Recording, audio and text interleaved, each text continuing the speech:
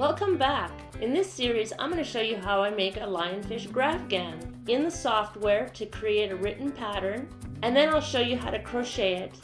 So I'm going to show you a lionfish. I changed it to 100 pixels by 100 pixels. This is what it will look like. I open MacStitch, and when it opens, it gives me an automatic default size. But I want to choose my size and make it 100 by 100, 4 stitches per inch. I'm going to find my image that I just edited.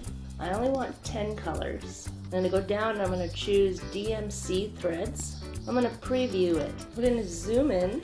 Down in the right corner it says 100 by 100. And I'm going to open the window as big as I can, and I'm going to have to start drawing in all the colors.